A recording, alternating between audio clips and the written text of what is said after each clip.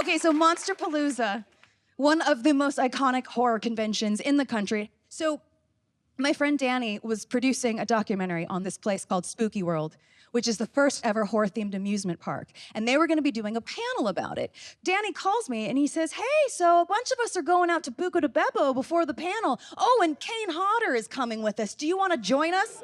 That's Jason Voorhees, you guys. That is the actual Jason Voorhees. I said, I'm sorry, we're having meatballs with Jason? Yeah, I can make it. We get there and Kane shows up late and he says, sorry, I'm late, everybody. My Uber driver got a ticket on the way over. Now, I had what was either the best moment of my life or the worst. Because I say, oh no, I hope she didn't get in Uber trouble. And he looks at me, holding a knife, and says, please tell me you're not a comedian. I said, oh, but I am.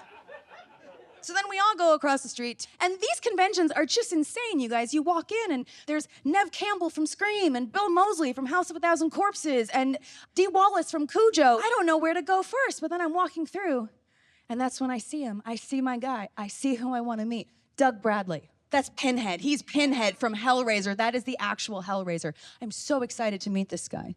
But I get up to the front of his line, and I don't know. What do you say to the Hell Priest, you know? So I walk up to him, and I say, hi, Mr. Bradley. I'm sure that there's nothing I can say to you that you haven't already heard, so thanks for being awesome. And he looks at me, and he says, try me. He's very British, by the way. And I'm thinking, oh God, what I say, well, I'm a comedian, and I run a show called Horror Nerd, and it's all scary movie material. I bet you've never heard that before. And he says, oh, you're a comic, are you? Tell me a joke about Hellraiser I've never heard before.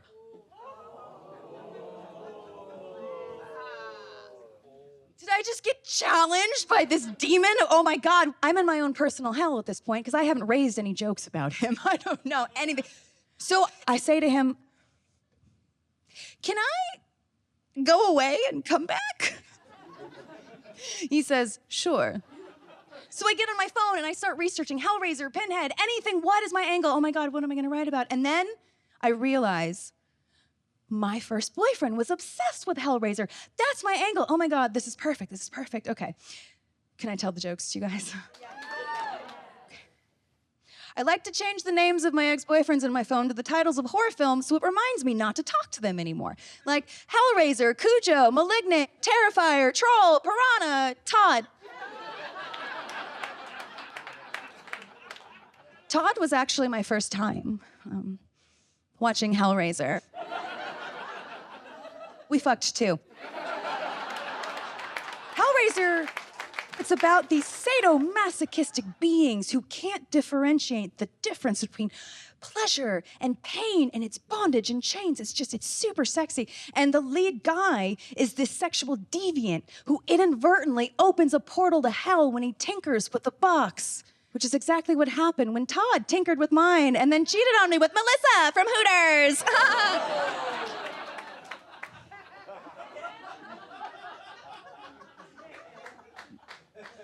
Hooters. But over the years, he kept trying to come back. Years and years later, he kept trying to come back. And finally, I was like, man, this guy is hooked.